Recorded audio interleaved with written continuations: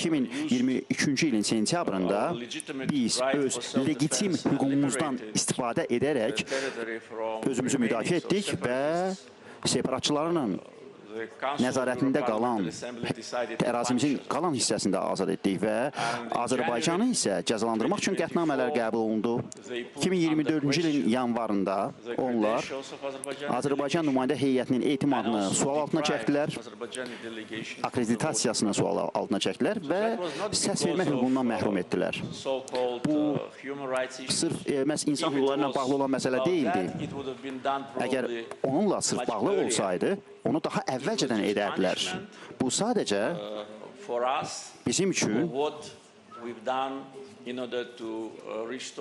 ərazi bütövlüyümüzün, suverenimizin bərpası ilə bağlı olan bir cəza idi. Və Azərbaycan nümayəndə heyəti o vaxt çox müdrik qərar qəbul etdi. Onlar məhz görüşlərdə öz iştirakını dayandırdılar.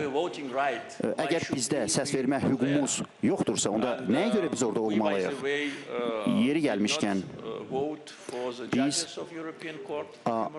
Avropa İnsan Hüquqları Məhkəməsinin hakimlərinə də səs verməmişik.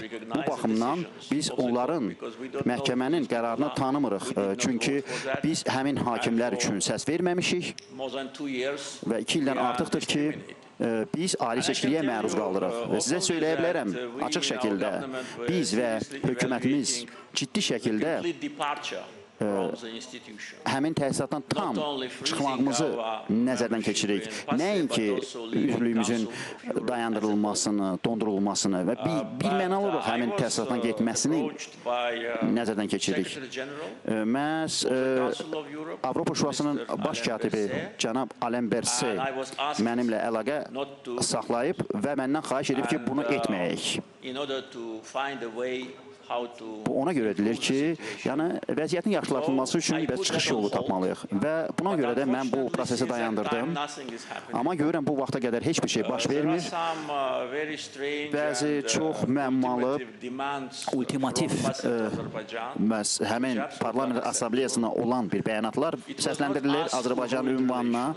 Bu da tamamilə qəbul edilməzdir. Bu bizim qərarımız deyil, bu onların qərarıdır. Onlar bizi səs vermə hüququndan məhrum ediblər. Və bu, hər hansı bir legitim əsaslar olmadan baş verib, onda nə edilməlidir? Onlar bizim Azərbaycan nümayəndə heyətinin səs vermə hüququ bərpa olunmalıdır. Ondan sonra Azərbaycan nümayəndə heyəti qayıdacaq. Bu, dəqiq belə olmalıdır. Biz hər hansı bir səhv addım atmamışıq. Bu, onlara aiddir. Onlar belə bir ədalətsiz qərar qəbul ediblər və onlar geriyə çəkilməlidir və cəsarət taparaq və öz səhvini etiraf etməlidir. Azərbaycan tam şəkildə Avropa Şurasından çıxsa, heç ölkəmizdə heç kəs bunu heç hiss etməyəcək. Yəni, burada çox şey dəyişməyəcək. Bəlkə də bundan daha yaxşı olacaq.